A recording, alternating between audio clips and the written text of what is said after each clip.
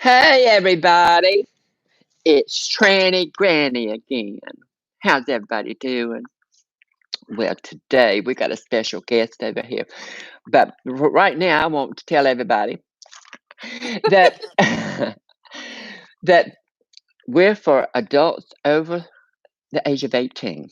We're not here to groom anybody. We're here to tell our stories, and the only thing we can do is groom ourselves. And at our age, sometimes that's not so easy. So I want everybody that's not already subscribed to subscribe and hit that little bell up there so that you'll get a notification every time we put a new video up. And I know you don't want to miss it, especially with somebody like this lady here. How you doing today, Julie? I'm doing just fine, and it's such an honor to be here with you. Oh, thank you, doll. You're such a fashion sister today. I love your outfit. Thank you. I love to shop the thrift stores, so I'm the Goodwill fashionista. Well, that's good. I mean, hey, I have a thrift store, so I know how that is. I wear thrift store goods too. So tell us about yourself, doll. Where were Well, you born and all that? I was born here in Washington State and lived here just about all my life in the same place where I was born. And from the time that I was as young as I can remember, I guess, I always knew something was wrong. Yeah. I didn't know, I couldn't verbalize it, but I knew that there was something that wasn't right, and I grew up most of my life that way. Hmm. As a young child, I had an older brother who was born before me, and then I came along. And I think my mother at the time had anticipated that she was going to have a daughter, so she was relatively disappointed when I happened along, and I wasn't the daughter that she had planned for. But I did exhibit these very feminine tendencies and attributes from a very young age, which she fostered. She kind of liked that because, in a way, I was making up for what she had not gotten.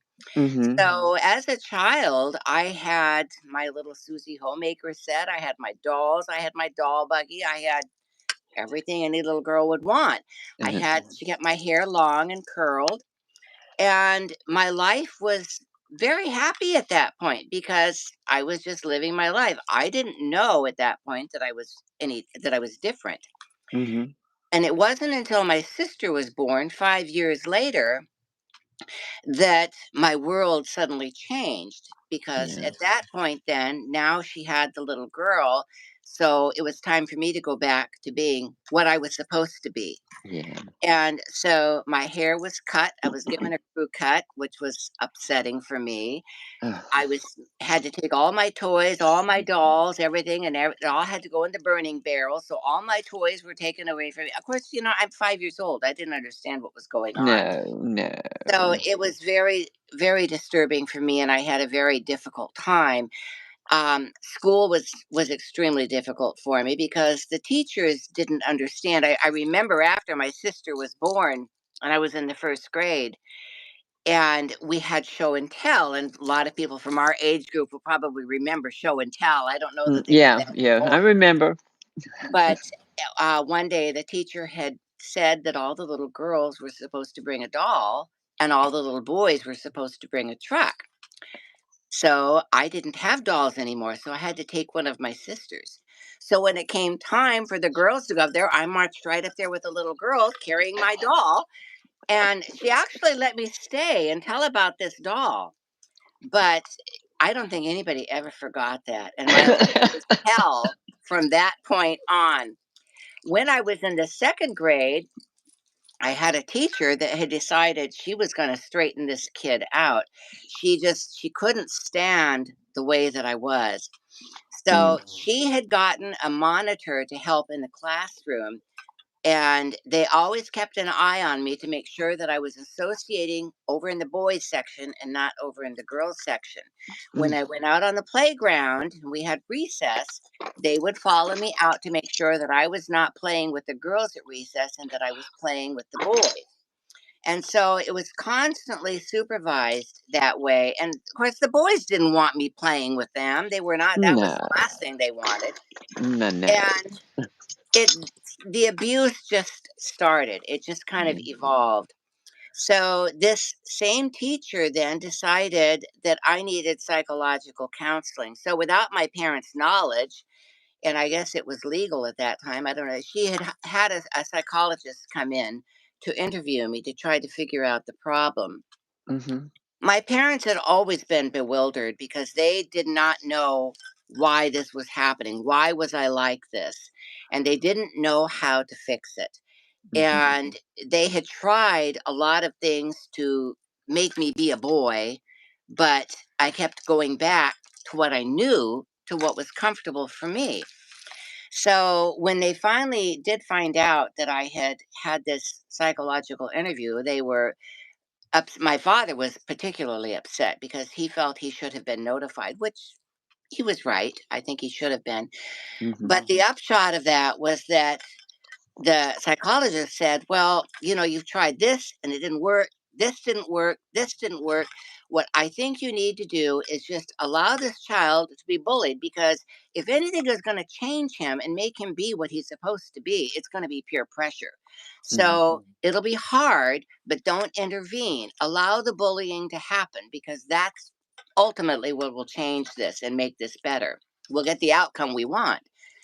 Well, it didn't give them the outcome they wanted, and my life was torture, but it went on because nobody would address it, because that was their idea, was that we have to allow this to happen for this kid to change.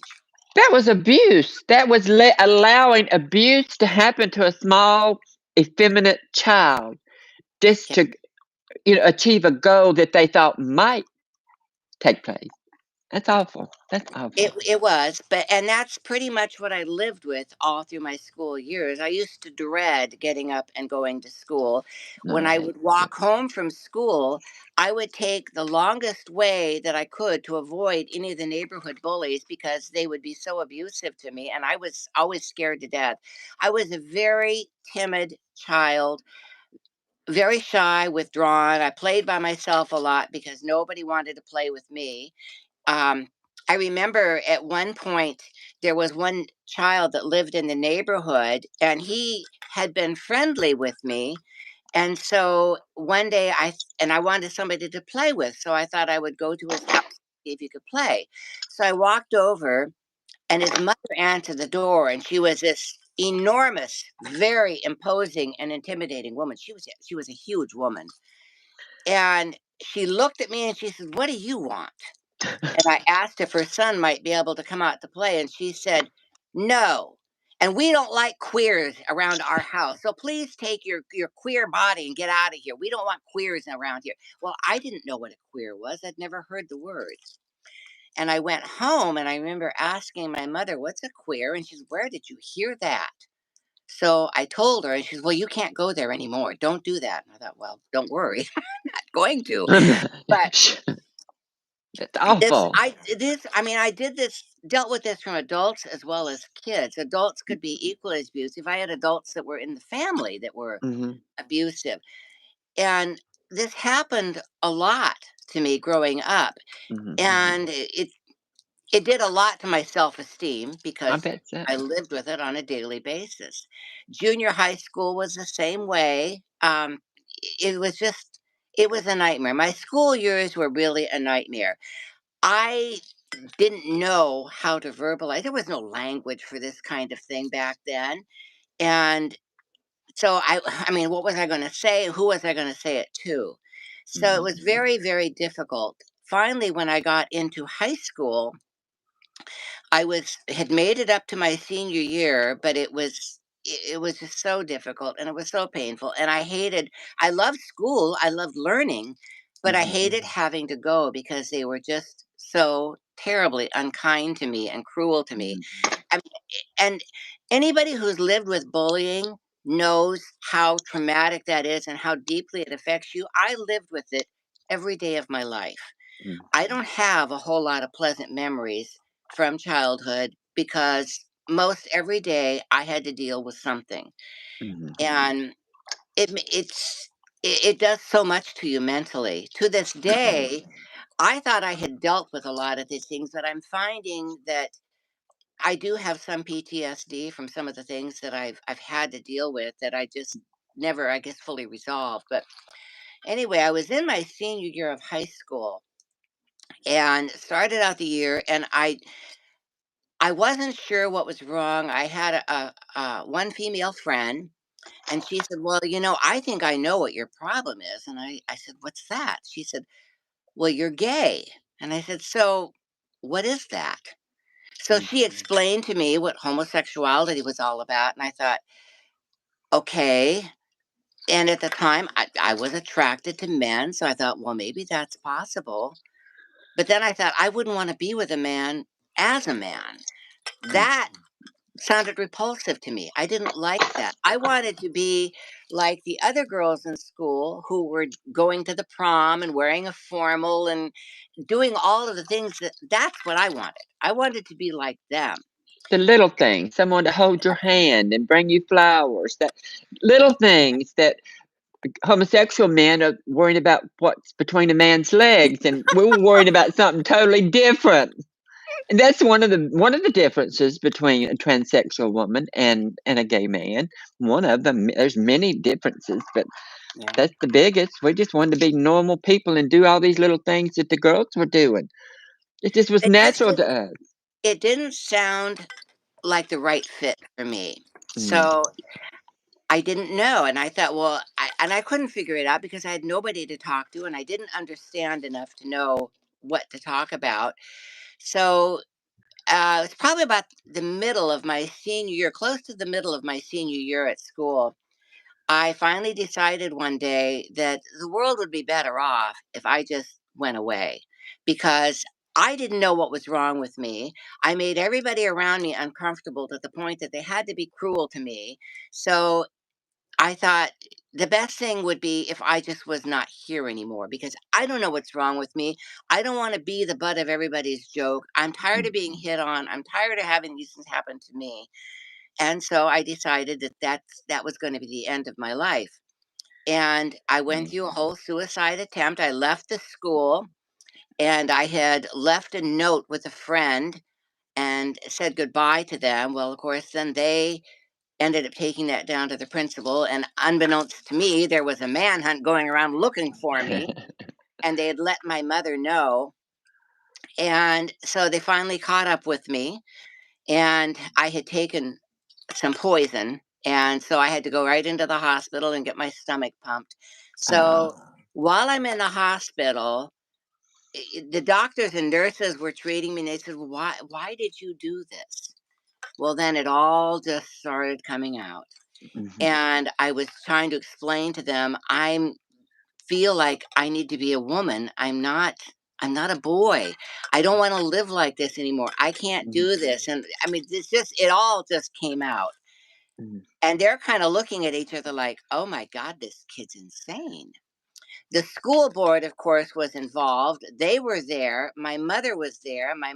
My parents had divorced during my senior year of high school. So, and I was living with my mother. My mother was horrified by this whole thing. The school board immediately told my mother, this child is insane. We can't have him back at the school. He is a threat to the safety of the male students. They may all want to go cut their penis off because of him. We can't have this go on. So their recommendation was that she have me involuntarily committed to the mental hospital. And so they drew up the papers. They were going to start working on that. My father still did have joint custody. And in order for them to succeed in getting me involuntarily committed, he would have had to have signed, which he refused, which thank God he Thank did. God. Because in those days, they were still doing lobotomies. And who knows what would have, Yeah. if I'd gotten into that system, I may never gotten out. No, you wouldn't have. Not in those days. No. Mm-mm. So I was kept in the hospital until they could decide what they were going to do with me. But at that point, I was banned. There was a restraining order against me. I was not allowed to set foot on any school property ever again, public school property. I was completely banned from public schools. That's awful. And So I was at home for a while, and then I had somebody watching me all the time. Had to have constant supervision because they didn't know what I was going to do. Yeah. And then eventually, when they couldn't get me into the mental hospital, I was at home one day, and a lady that I knew her because she had gone to the church that we attended as I was growing up, and she showed up at the door. And she had told me that she was there to take me to the juvenile center here in town, and I was supposed to meet with a caseworker. And this was not something I had known anything. Nobody told me anything, but nobody ever talked to me about anything back then. They just did what they wanted to do. So I went with her and thinking, okay, I'm going to meet with somebody that's going to help me. So we went up to the juvenile facility and I sat there for a long time in this reception area. And finally, this man comes out and he says, okay, we're going to take you on back. And I said, for what? Well, we're going to lock you up. And I said, what did I do? And they said, well, for your own safety and the safety of everybody else, we've got to lock you up. So I was taken back into a receiving area. I was strip searched and showered and then sent into a cell in isolation. And I was in there for probably about 2 weeks in isolation in juvenile detention. Didn't know why in the world I was there, had no clue. I didn't realize until later that the school board, when they were not able to get me committed, that was the next best thing that they could do was to send me there. So I was in the That's juvenile institution. My father had been out of town and happened to find out what had happened. And he came immediately, he came up there to see me. And I was all teary eyed and I wanted to get out of there. And he said, if I can get you out of here, will you come with me? And I said, yes, I would go with him. Well, for some reason or another, I never did find out why they would not allow me to go with him. But they did send me back home to my mother, who was over the top religious, and just it was very, very difficult to live with her. mm, So I went back, but we were supposed to get into family counseling, which we did. There was a really good therapist that they recommended. And so we saw this therapist.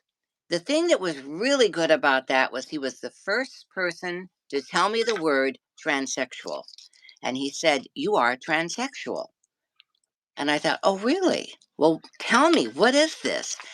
And so he started explaining it to me. And I thought, this is it.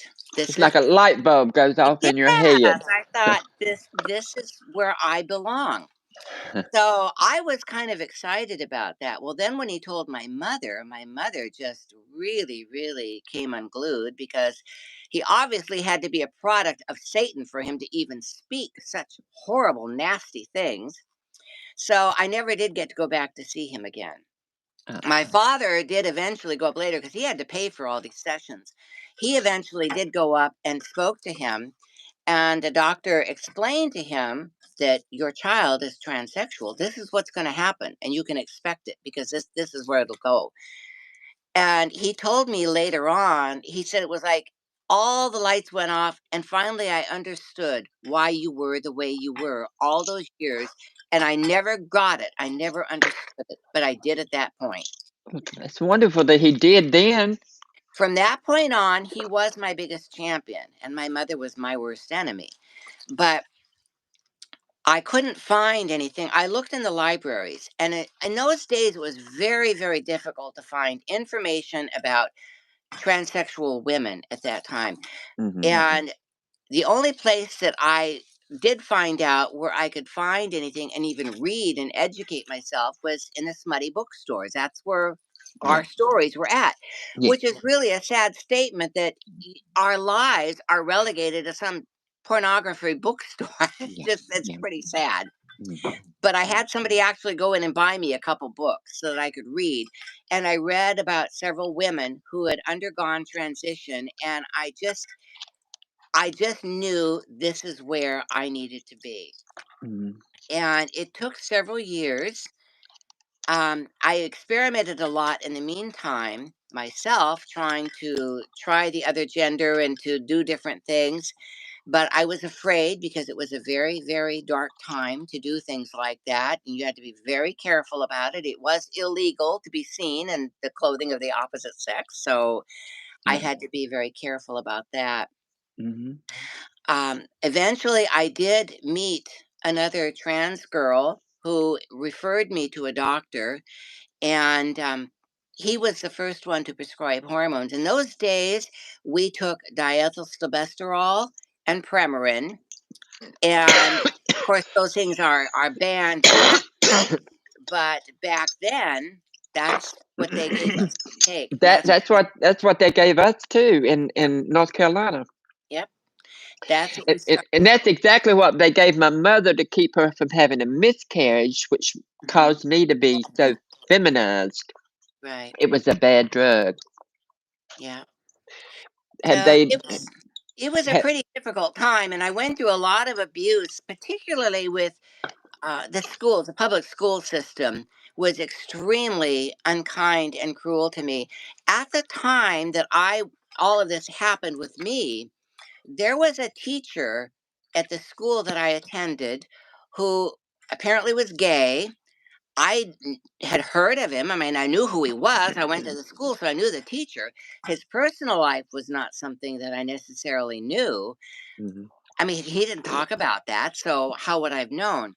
Yeah. But because that happened with me, I became the catalyst for them to finally be able to put these rumors about this teacher to rest and get rid of him.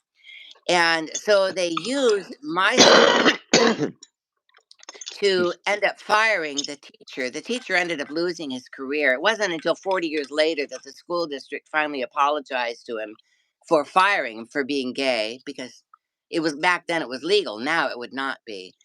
But he ended up losing his career. But they had involved me in all that catalyst. They had convinced my mother that he had molested me and that was why I was acting the way that I was. There was totally unrelated cases. I had nothing to do with him, he had nothing to do with me, but they brought the two things together to achieve a goal that they wanted, which was to eliminate that teacher and destroy his career, which they succeeded at doing. So that all happened. So after I started the hormones, there wasn't, we didn't interconnect a whole lot in this area because everybody was living in hiding. We were afraid Mhm. people would end up dead and nobody would care. So, you had to be very careful about things like that. That's Um, for sure. in this particular area, there was a lot of people that did come up missing that you never saw them again. And it was learning, I think, and I think you've mentioned this before about passing, how important that was. It wasn't, I mean, people don't realize passing was a matter of life and death. It's It not so was much back like then. that now. Yeah. People can go any way they want now, it seems, but back then it was a matter of life and death. If you didn't pass, you could pretty much guarantee you were going to have a really tough time. If you did pass really well and you got found out, it was 10 times worse, because then you were perceived as deliberately trying to deceive somebody, and that that was viewed so negatively, and you'd get it even worse then. That's absolutely true. You know, nowadays that it just hurts their feelings if they Yeah. get, you know, misgendered. We Hmm. could have been killed back then, Yep. and they were a lot that did get killed back then, Yes, there were. for I sure. recall. It's funny now. I can think about it and laugh now, but at the time, it wasn't funny. But this friend of mine who had helped me get on hormones at one time, she was a lot further along in her transition than I was. We both passed very well, but she was further along. She had not had surgery yet, but she had gone on a date and called me up at home, and she said, "You need to come. This guy's got a friend and he'd like to meet you." So she said, "You need to get all dressed up and come and meet us and have fun." So I said, "Okay." So I did. I mean, I didn't think too much about going out. I was very careful that I never left with anybody because I didn't. Russian hands and Roman fingers can get you into a lot of troubles. Oh, oh, yeah. So we met up and we had a good time together. I had driven my car, thank God. And so they had suggested meeting up somewhere else. So we said yes. So we drove in my car, they drove their car. We followed them. I still have no idea where in the hell we ended up. We were out in the middle of nowhere, somewhere on the military base of all places. And so these guys really wanted to get it on. And they thought, oh, we got two girls here. We're really going to get it on. And Uh, when I realized what the situation I put myself into, I thought, oh, no, no, no, no. No, I am not going to take a risk like this. no. So I went to go get her and she was having a good old time with this boy. And I said, we need to leave and we need to leave now. And she didn't quite understand what was going on, but I said, I'm leaving. You need to come. So she finally came. And we left and we got out of there safely. But I look back on that and I think what could have happened. And we were Mhm. out where nobody knew where we were. Anything could have happened to us. Anything, And we'd never anything. been seen again. Nobody would have ever known where we were. So that was a risk for us in those times. We had to be so careful. We always had to be very conscious about where we were, what we were doing, who we were with. It was a very, very difficult time. It was. Very Very scary. serious. A lot of the younger people, don't, it's just so different now from what it was then. And they don't realize that there are things that they take for granted every single day that we certainly could not have done some of those things. It would have Oh, been very, no. very difficult. You okay? I've got a chest cold, and it's just Oh, now deciding to come up. It's just been fine all day, but all of a sudden it's decided it wants to come up. Okay, continue, please. so I think being aware of our situations and where we were back then was very, very important compared to um, what it's like now. My family, of course, as I said, my mother never did approve. Her favorite line to me was, it just breaks my heart that we're all going to be in heaven and you're going to be in hell. And I heard that one a lot most of my life, and I don't know if this is, well, you had a family that was fairly accepting, but I think there's many of us who really dealt with a lot of negativity from the family. And I know Mm, for myself, it was always, I was never good enough. Nobody was ever going to take me and accept me as a woman because how could they? I was born with a male body, so there's no way I could be. So I grew up feeling very, very negative about myself and feeling that I had no worth, feeling that I had no value because all of this was ingrained in all of the things that were continually being said to me by family, by friends, and a lot of places where I went. mm, Getting a job in those days was extremely difficult. Of course, I'd grown up in this town, people knew me. mm, And so getting jobs was extremely difficult. There weren't very many places that would hire us. So we had a hard time that way. Family approval for me was just not something that came very easily at all. My mm, mother, for most of her life, um, denied that I was even her child. She did not want to accept me. I had two brothers. Had told you earlier. My younger brother had heard a lot of things about me that were not true. So for well over 30 years, he had nothing to do with me. I did have a good relationship with my sister. We were quite close. My older brother had a lot of difficulties with this too. Later on, the family gradually started to come around. My sister, I think, was really the one who was instrumental in finally healing a lot of the things that happened. She was the one who was able to heal the rift with my younger brother. My older brother had his oldest son was gay, and I think that opened his eyes and made him a lot more sensitive and aware to the fact Yeah. that we're all different, but we're all human. Yeah. Um, my mother, in the last 5 years of her life, finally came to a point of acceptance with me, and I took care of her up until the end of her life.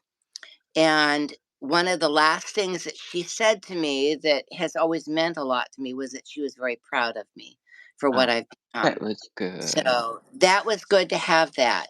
But Yeah. parental things just did not come easy. Mm. Um, when I had started through going through all of this, I was involved. We had gender programs. And I don't know how many people are familiar with the gender programs, but back in the day, if you wanted to have surgery, you had to be in a gender program and go through all the protocols before you could have surgery. Mm. So I had gotten involved with the Stanford University gender program. And at that time, I believe Dr. Lobb was the surgeon doing surgeries at Stanford. And they did have a very good program. And I would travel down to California. They were in Palo Alto, and I would travel down and see them. I think I went down twice because the requirements, you had to live 2 years as a woman. You had to be gainfully employed as a woman. You had to have relationships with the opposite sex as a woman without them really knowing. You had to be able to blend in and fit in just fine. And you could not have any trans friends, you couldn't have gay friends, you couldn't associate with any of those kind of people, because then you weren't trying to be a real woman if you associated with those people. Yeah. I had one friend who was male to female, one friend who was female to male, and I those friendships were very important to me, and I did not want to give those up. And I was told, after completing all the steps, and really I felt that I was qualified to be able, earned the right to be able to go have my surgery. I was told Mhm. that I was not acceptable. And they had told me the best that I could hope for was to be a drag queen or a cross dresser, but I would never, ever be successful as a woman. I would never pass, and I would never make it as a woman. So So at that particular time, of course, we had no internet, so I didn't know where do I look now, and I didn't know who else did surgery. Mhm. So I started looking around. It took me 10 years. I finally one day was so, oh, well, in the meantime, I was still seeing a doctor and still getting the hormones. And the doctor that I saw had said, "So when are you going to have this surgery?" And I said, "Well, I don't know. I'm working on that." And I told him what had happened with Stanford. And I said, "I'm trying to figure out what to do." And he said, "Well, you know, I can't guarantee your health and the long term effects of hormones. I don't know what this is going to do. And I'm concerned about giving you these hormones and these dosages and what's going to happen." So he said, "I recommend maybe you at least go in for an orchiectomy." So I said, "Okay, I can do that." So he set that all up, and I had that. That was probably 1978, 79. I had the Mm. orchiectomy. After I had the orchiectomy, I never took hormones again. I have not taken hormones since 1979. So it's been all those years. I just quit taking them. Mhm. I got afraid after that, so I never took them again. Mhm. So I had the orchiectomy done, and then I was looking around trying to figure out what I'm going to do for surgery. And I figured one day I thought, well, if Stanford University was doing surgery, maybe another university would do it. So I happened to call to Seattle University, and I spoke with somebody up there, and they said, "Well, we're putting together a gender program here, but we're not doing surgery at all." But they said, "If you're looking for that, we hear that they're doing it at Ohio State University, so you might want to try there." So I contacted Ohio State, and sure enough, they had a gender program. And I spoke to somebody on the phone and was told, "Yeah, oh yes, we're doing that here, and you'd have to come here and be part of the program." So I thought, okay, I can do that. So I packed up my car and whatever I could get in my car, and I went off to Ohio. Didn't know a soul in Ohio, did not know how I was going to live. I didn't know anything. I mean, I just went because that's how important this was to me. And I mean, Yes. when this Yes. is your goal, nothing is going to stop you. Yeah. And so I packed up and went to Ohio. And I found my way into that program, and that's where I had surgery. The only problem is that the surgeon who did that surgery, I don't think was very experienced because my surgery was pretty well botched. Oh. Time around, it was well, it left me pretty much non-functional. Oh, So it awful. was not. I was very happy to have the surgery and have what I had done, but um, it didn't. Nothing worked the way it was supposed to work. I'll just Yeah. say that. Mm. So that was the unpleasant part about it. And I didn't get much help from the surgeon either. He didn't seem to be too eager to offer any assistance with that. He didn't After know what to tell you. He didn't Yeah, know. I don't think so because typically after surgery, I don't want to get too gross in here, but we have to dilate. Yes. Dilation is an important thing.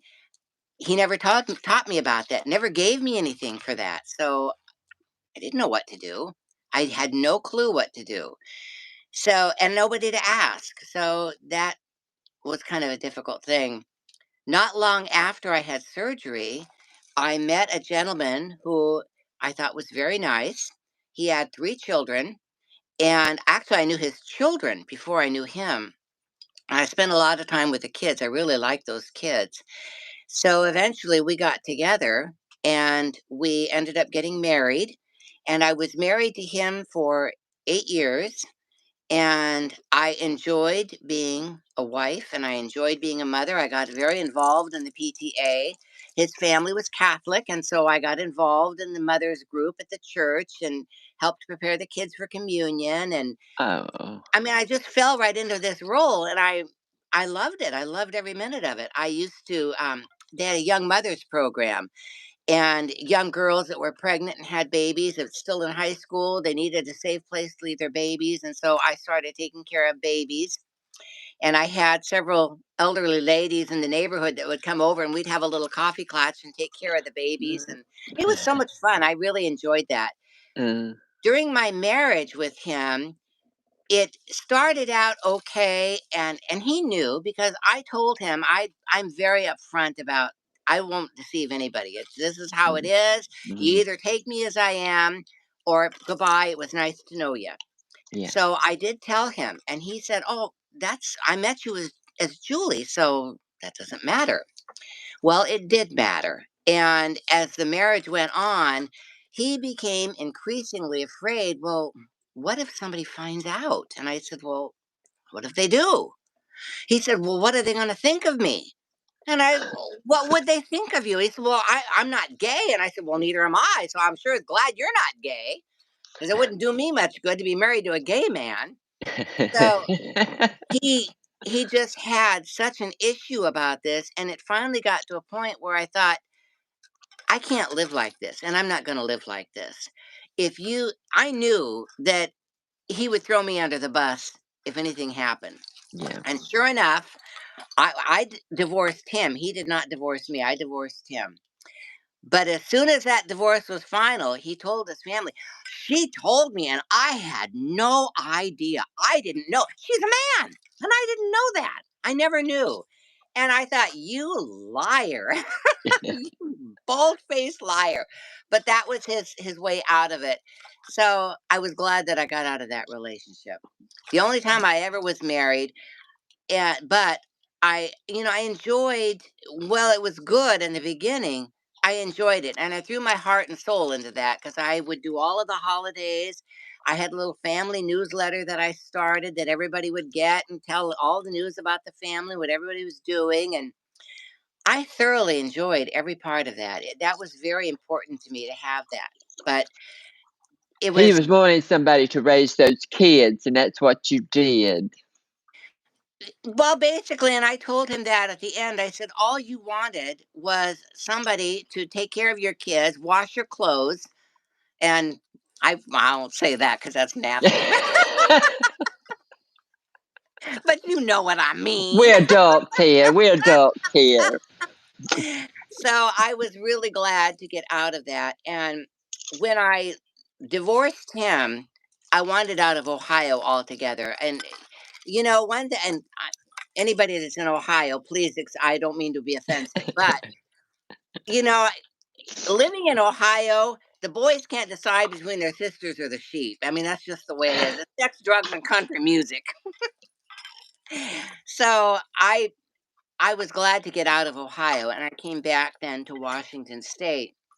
And the divorce was really, really difficult because I'd heard and read statistics that trans marriages with transsexuals usually don't last. They break up. I never wanted to be one of those statistics. I wanted Mm, to say that's not true. We can be very happy. Well, here my marriage failed. So that was really, really upsetting for me. And I lamented about that for a long time, that what could I have done differently to make this work, and blamed myself for yeah. a lot of things. That there were some things that I probably was at fault for, because there's always two in a relationship. It's never one person's fault entirely. Mhm, But I decided I needed to find a way to make my mark in the world, to let people know that I was here and do something good. mm, So when I had joined the Catholic Church several years back, and when I was going through catechism with a priest, he had mentioned to me one time, he said, "Have you ever considered that maybe you should be a Catholic sister?" And I thought, "You can't be serious, not me." And he said, "I really think you should think about it," because he said, "There's something about you that I think you have a calling for that." Well, I kind of poo-pooed it, but this all started coming back to me after my divorce. So one day I'm scrolling through the computer and looking at different communities, and I found this one community. And they were in Canada, and I thought, I didn't really want to go to Canada, but then again I thought, if I did something like that, I really need to get somewhere totally away from here where nobody away. knows me, Yeah, yeah. and do this so that this does not have to fall over and hang over me. So I found this one community, and I decided I'm going to give this a try. So I started corresponding with them back and forth, and they were very interested. Of course, I never said anything, never told anybody. And so I had decided I was going to go for a meet and greet with them. And before I went, I thought, maybe I really should talk to a priest about this, because I don't want to be doing something that maybe is wrong, that I shouldn't be doing. I thought, what happens if God decides he's going to strike me with a lightning bolt or something? So I went to the priest, and I did this under the confessional, because I thought, if I go in to do it in the confession, he can't tell anybody. So I'm okay.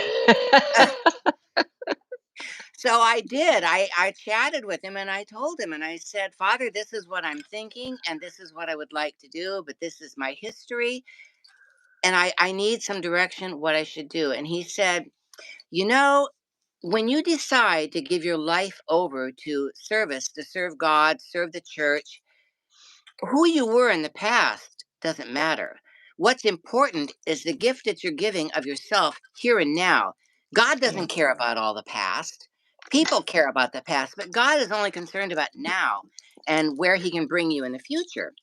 So he said, "I encourage you to pursue this." And he said, I see no reason for you to tell them." He said, "That was a long time ago. It's really not pertinent to who you are now." So I yeah. said, "Okay." I said, "I have your blessing." And he said, "Absolutely." So I went and met with his sisters, and I was very impressed with it. I liked the life, I liked the experience. Um, and I was actually in two different communities. So this first community was a very nice little group of women, and they were going to start this new convent, and me and another sister were going to be the first two to start this. So, and of course, this is over a period of time, because you go through different stages when you become a nun. You start out as a postulant, then you become a novice, and then you become a professed sister. So I started out first as an inquirer before I moved into the postulancy. And so I became a postulant with this community. And then after I became a novice is when we decided we were going to start the actual convent, and so that's when I went up there. And I got rid of everything that I owned, gave up all my possessions, and my sister actually drove me up there, and I went up and entered this convent. And I enjoyed the life. It's a very structured life, Mhm. and some people may not like that kind of structure. I really liked it. You knew when you had to be up, you knew when you had to be in the chapel, you knew when you were going to eat, you knew when you had to pray, you knew when you had to work. Everything was spelled out for you. I kind of liked having that. And it was very nice. I loved. We had prayer where we would chant in Latin. We would chant the prayers. That was beautiful. I loved all of that. I very, very much enjoyed this life. The one thing that was a drawback for me was that the superior was very, very anti LGBT, period. And I remember at one point, I believe it was the trial for the people who had killed Matthew Shepard. Um, People remember Matthew Shepard. yeah, I There was remember. a trial was going on for that. And I had, during one of our prayer sessions, I had asked for prayers for the repose of the soul of Matthew Shepard. And I said, and also those people who did this horrific thing, that their hearts will be changed because of what through this experience. Mhm. And she was like, "Oh no, no, no, no, no, no, we're not going to do this." And I didn't understand why. She said, "I'll talk to you after prayer." So of course I was there. And I said, "So why would you act like that?" She said, "Because when you choose to live in sin, you deserve whatever is going to come to you." He had to have known if he's going to live in sin, somebody's going to hurt him. That's just the way it is. And I said, "How can you present yourself as a servant of God and have that kind of attitude? Because Jesus himself would not be like that. He just would No, not." no. So eventually, I left that community and I went to a different community that was much more progressive. These women had made a lot of inroads with, and it was just a little tiny village, really. Mhm. They'd made a lot of inroads with the LGBT community in that area, and I was very happy with them. And they did a lot more hands-on work in the community, and I Mhm. really, really loved that kind of work. Um, when I was in the old community, I wore the full habit with all we had all the stuff we had to wear. There was three pieces. I had first of all, I had looked like a bathing cap, and my hair was cut really short. I had to wear like a little bathing cap over that, and then there was a hood that came down and with a big bib on it. Then we had a band, a stiff band that went around our forehead. We tied that on, and then the veil was in two pieces. The underside was white, the top part was blue, and then it had a plastic insert to make it stick out. That was all pinned on. And then we had, oh goodness, we had to wear this black, heavy, heavy gabardine fabric, and it was hotter than hell. It was awful to wear that. It really was awful. And then we had to wear we had the bell type sleeves, but you didn't. God forbid you showed your arms. That was sinful. You don't do that. So we had these long black sleeves we wore under the sleeves so we would not show our arms because that was just taboo. And of course, you wear things that are loose because God forbid anybody should see you have breasts. That you can't do that. So we wore all these clothes, and it really takes away any feminine sense from you at all. So it was uncomfortable. The habit, it was nice wearing the habit at some times. In the wintertime, it was nice. But in the summertime, oh, it was awful. It was so hot and uncomfortable. The other community I went to, we didn't wear the habit at all there. I didn't wear it. They wore a simple jumper with a little veil. I wore a gem because I didn't actually join that community. I lived there with them. I was going to, but I ended up not joining them. When I left the first community, I had not taken perpetual vows. You go some communities you will take you start out with your junior vows and then you take solemn vows. When you take solemn vows, you are bound for life then. You've done it. You're a lifer. And in order to leave, you need a dispensation from Rome. I was at a point where I had taken junior vows, so I did not need a dispensation. I was free to leave at any time. So I left and I went to this other community, and I had been with them for about a year, maybe a little over a year. And I was very happy there. I was happy with the work that they did because we were very active with women and children and enjoyed all of that work. They had a thrift store, which I loved. So that was a big plus. So we did that. And during that time, my sister had been diagnosed. She had eye cancer. And the eye cancer, she had her eye removed and then it metastated into her liver. So when that happened, then my mother had also had a massive stroke. So at that point, I needed to go home. My mother had called and she said, we need you at home to take care of us, and you're the only one that can come. So I had spoken with the superior, and she said, family comes first. And that's where you need to be. So you go and you do that. If it's meant for you to come back to us, you will. But for right now, that's what you need to do. Yeah. So I packed up and left and went home, thinking that I would come back. I really thought I would come back. And I came home and I took care of my mother and my sister. They died in 2012, just a couple months of each other. I had both Uh, of them pass away. And so at that point, I was going to come back to the convent. And my older brother said, well, our stepdad needs somebody to take care of him. He and I My stepdad and I had always been like oil and water. I couldn't stand this man, and he could not stand me. And he's asked me to take care of him, and I said, "Oh, please, I'll do anything, but please don't ask me to do this. Please don't." And he said, "Well, you know, you, I just think you would be the right person to do this." So I said, "All right, I will do this." So I stayed on, and I took care of him. And I took care of him until he passed away. And he was ugly. They lived in a small town down near the coast in here in Washington State.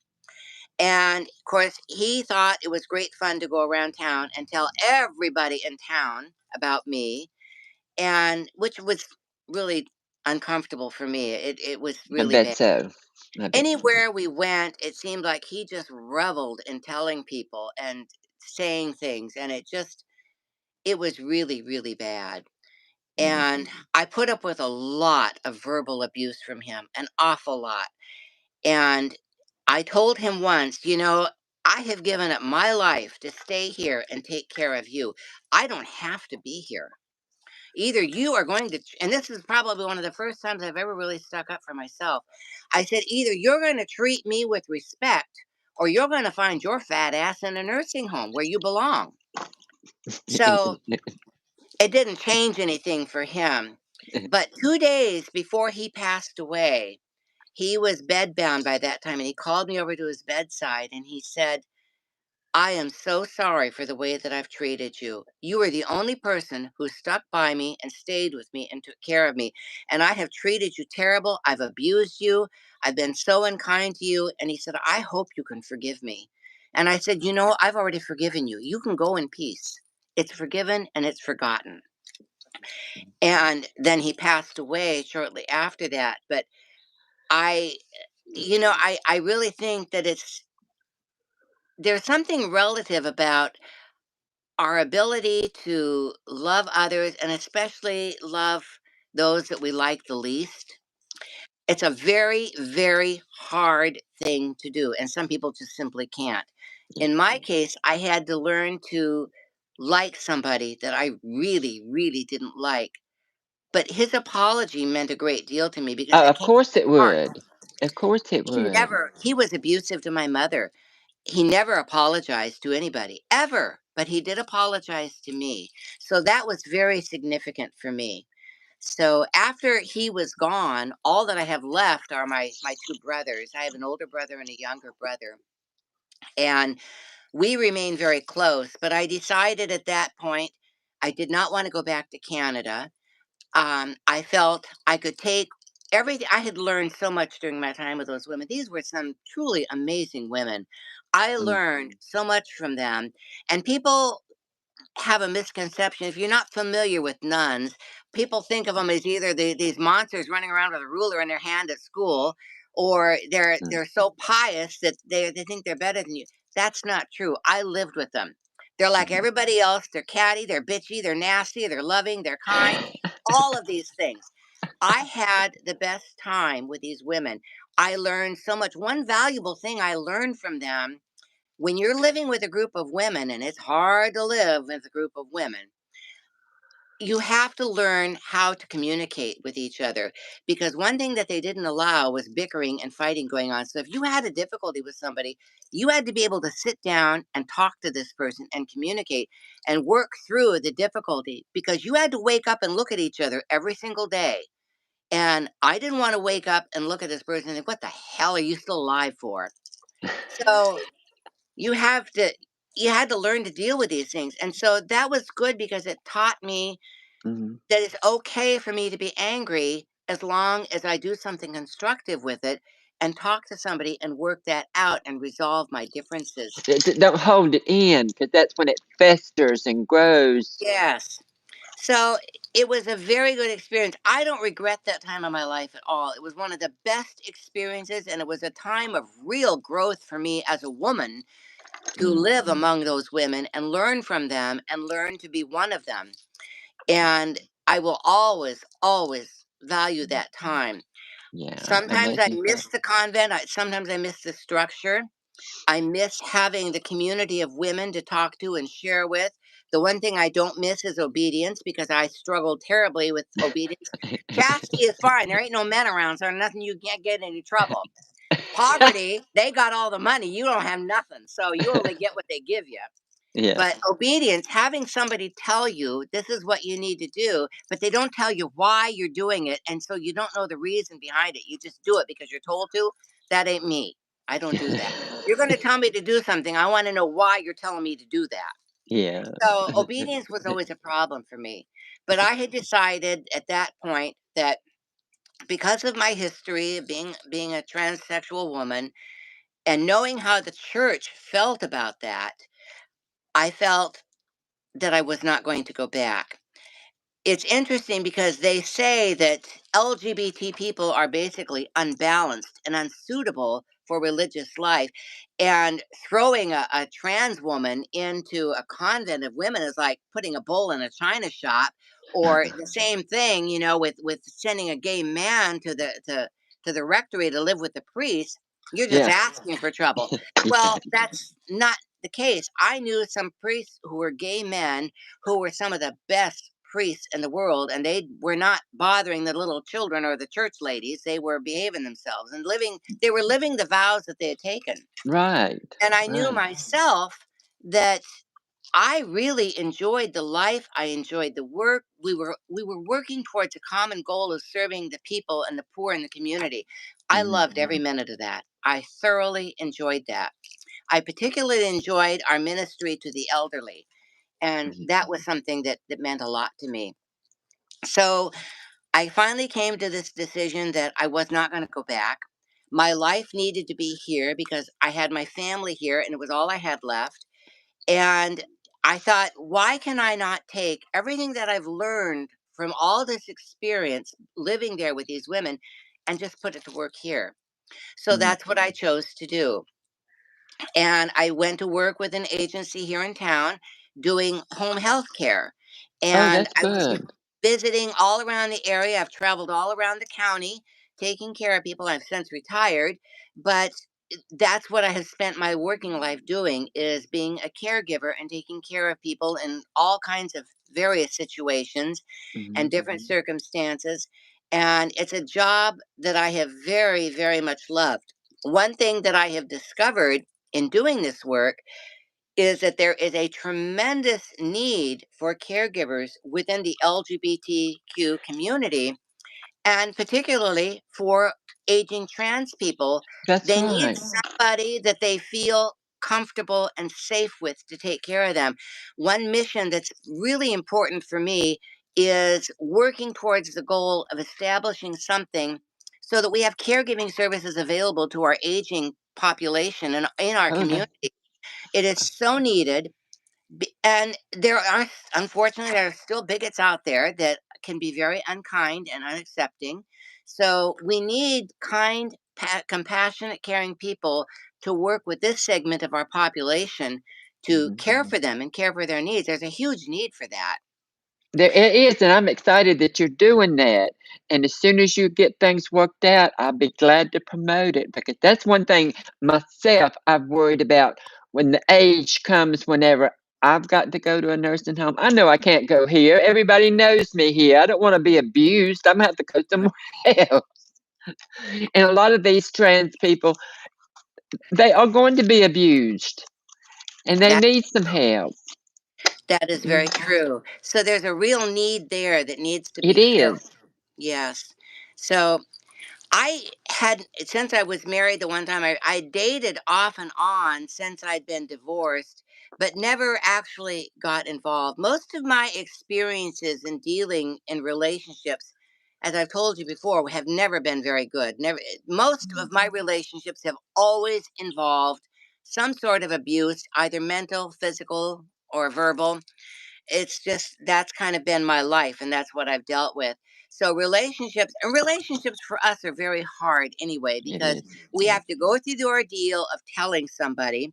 And I found that there's a variety of guys out there that uh probably a lot of guys, they want us to be their science experiment, because I have never done one of them before. I'd like to try one and see what it's like. So, Mm. and I don't want to be somebody's science experiment. Then you have somebody that's older, that's on their way out and just wants a nurse. Well, I'm not a nurse or a purse. So it's hard. You find people that have this fetish that they think that, oh, hey, if you're with a trans one, they used to be a man. I bet they know how to really have Yeah, sex. yeah, they do think that They do. we ought And to really want they to. would know how to please a man because they used to be a man. Yeah, Well, yeah. I get so sick of all that bullshit because it's just nonsense. And I got tired of dealing with that. And it's just so hard to find a decent man, and particularly one that'll be honest and be Mhm. truthful to you. So I've kind of given up on dating. But I had always been attracted to men. I'd always envisioned myself being married to a man. I'd always seen myself having a family. That was just how I've envisioned myself that way from the time that I was very, very But young. you did have it. You did I have it, did have though. it. If I just hadn't had the toad at that time and had a prince, that would have been really nice, but it didn't work That's that right. way. So I had spoken with a lot. I started developing some other friendships with some other trans people, and I enjoyed being around them. And I met Megan, who I am with currently. I met her back probably in 2015. I Mhm. first saw her when I came back to the area where I'm from. I'm from Tacoma.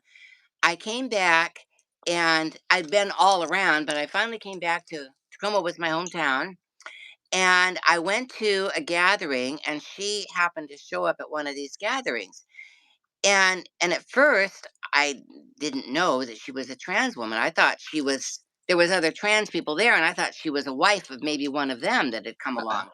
So I didn't know who she was. We never really communicated, but I saw her again a few times after that, off and on, and we spoke, we acknowledged each other. We didn't really have any conversations at all. I was totally unaware that she liked women and that she had found me attractive. It totally went over my head. And we started getting invited to, there was another couple that we know. She's trans and she married this wonderful, wonderful man. This couple started inviting us over for dinner. She would invite me and then she would invite Megan. And so I would go to dinner and Megan would be there. And I didn't think much of that at all. And Megan, when I was there one time, we were talking about relationships, and I was talking about how difficult it was to find a decent man. And she said, maybe you should consider dating a woman. And I looked at her like, are you out of your fucking mind? Oh, hell no. No, that ain't going to happen. So she thought, oh, well, I guess I'll never get a chance here. So she kind of let it go. But it just never registered with me that she was interested, and I'd never considered that. So I finally went over there. I was invited another time for dinner, and I went over. And that particular time, Megan had not come. So I said, "Well, what happened to Megan?" And they said, "Well, she decided not to come this time." I said, "Well, she's always here. Why didn't she come?" And they said, "Well, just thought maybe that she did chat might be in the way or something. So I said, "Well, all right." She said, "Well, you could maybe send her a message and let her know you missed her." And I said, "Well, she's not going to remember who I am." And she said, "Oh, she'll remember, guarantee me. She'll remember me." So when I got home, I sent her a message and she answered right back. She did remember me. And I had just bought my Mini Cooper at that time. And I have this cute little Mini Cooper, and on the roof there's a trans pride flag, and it's all pink. Ah. It's really, really cute. And she had just bought a Mini Cooper. So I said, "I heard you got a Mini Cooper." And she said, "Yes, and I heard you have one." And I said, "I do." And she said, "Why don't you come over and have lunch with me and we'll look at our cars." So I said, "Okay." So I came over thinking, well, this is good. I'm going to find a new friend. So I came over and we had a really good time. Really enjoyed her company. She was just a lot of fun to talk to. And she was looking at the car and explaining all these things to the car. And I thought, like, yeah, like I really gonna know what you're talking about. I mean, I so stupid when it comes to things with cars. I have no clue. Me But too. I saw her doing this and I just thought, she looks kind of cute doing that. And it struck me and I thought, and then I looked, I thought, what the hell am I saying? I thought this was so bizarre. But I ended up coming back and we started communicating and seeing each other on a regular basis, and it just this relationship just evolved, and it was not something that I expected. I didn't see it coming. She was a little concerned because she knew that I had only dated men, so she didn't want to get hurt, obviously. Yeah. I didn't want to Mhm. be hurt. So she said, "Are you going to be okay with this?" And I said, "Well, I've never done this before. So I don't know what to do. I mean, I've never been with a woman. I don't know." And the more that I was with her, the more I came to realize that it's really not about gender or what's between your legs or any of that. It's really about how you connect with somebody that you're with and the emotional bond that you Mhm. share with that person. And True. we That's just true. really clicked like right away. Mhm. And we're really tuned into each other. And I had never in my life experienced that in any relationship where I felt that I was really connected to somebody. Mhm. And it was very hard for me in the beginning because I thought, well, what are people going to think of me? What am I going to think of myself? Then I was going back to the gender programs and thinking, this was so taboo. They would never talk about this. And it was difficult for me. But in being with her and all the time we've been together, I really come to realize that it's not so much about that as it is that we really connect. We care very much about each other. I've never known what it's like to love somebody and then actually have them love you back. That never Yeah. happened to me. I've Yeah. loved them, but I got nothing in return. This is somebody who gives me everything in return. Yeah. And so that's been really, really important to me. And she's helped my growth a lot. I hear the word lesbian, and that's a hard one for me to grasp. I really Mhm. personally, I don't like labels anyway. I don't having to like label myself as anything. I just am. Mhm. I am who I am. That's that. And I don't like labels, but for some reason we have this need that we have to pigeonhole everything and it's all got to be labeled and we have to have a name for everything. It's just the way Right. society seems to work. So we Yeah. have to go along with some of that to a certain extent. But Yeah, we do. I don't use labels quite so much. We're just two people that really connected. And we were married in July and had a lovely, lovely wedding. We had a big crowd of people that showed up that I was surprised how many people came. It was a lovely, lovely wedding. I And read your wedding vows. It was yeah, beautiful. it was a very, very special moment. It was very special for me because I really thought I'm 69 years old. I thought I am never going to find somebody who's ever going to like me, let alone love me. That's just not going to happen. I resigned myself to the fact I'm going to live in this little house and I'm going to die amongst all these things, and it'll probably be months before anybody finds me. I just did not see myself ever falling in love. I just never thought it was going to happen to me because Yeah. it never had. Yeah. And It's so hard, even though we're transsexual, we're no different than anybody else. We still have that same need to love and to be loved. I think that's a basic human need that everybody has, to love and to be loved. And That that sometimes was we what that try. was. That was what that was. You both needed somebody, and your energies, your soul, or whatever it is, came together. So it doesn't matter what it is if the soul Well, and gets it together. comes to us in ways that we least expect to find it in. I Mm. mean, I never in a million years, if somebody had told me that I would be married to another trans woman, I would have thought they were out of their ever loving mind. But here I am, and I'm happy with this person that I'm with. Mhm. It's it's hard to describe. It's not, for me, the physical connection is not nearly as important as the spiritual connection that I have with Yeah, somebody. yeah. That's what really, really matters to me. And that's what I've always craved when I've been in a relationship. It's not the sex, it's knowing that we can communicate, we connect, and that we have this bond between us. That's what has always been very, very important for me. And Mhm. I have to have that. It's essential for me to be able to have that in a relationship, and It's she what gives you needed. yes, and she gives me that, and I'm very grateful to it, and she's very, very good to me. I'm grateful to her for everything that she's given me and done for me. These days, I'm busy with our church. I go to the United Church of Christ, which is very open and affirming. One of our new projects that we're going to be starting in April that I had kind of suggested and they decided to run with it is we're having a trans closet. It's going to be a trans clothing bank. And Oh, people who are transitioning, they will have a place where they can come to and try different things on. We're hoping to have people that can come in and talk about hair and makeup and help them as they're transitioning so that they can make the best presentation of themselves. So we're that's looking forward to fabulous. that. So I'm That is involved with that church and I enjoy that very much. That's the church where we were married.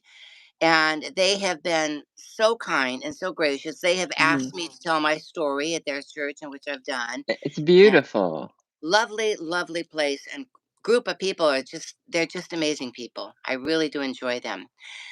I keep busy with I do a lot of needlework. I love to crochet and embroider and I do lots and lots of needlework. I used to be very involved in thrifting, but since I've gotten married and moved into a house that's already full of stuff, I had to get rid of a lot of things. But I have a passion for vintage china. I love Mm, antique lighting. I love antiques. Period.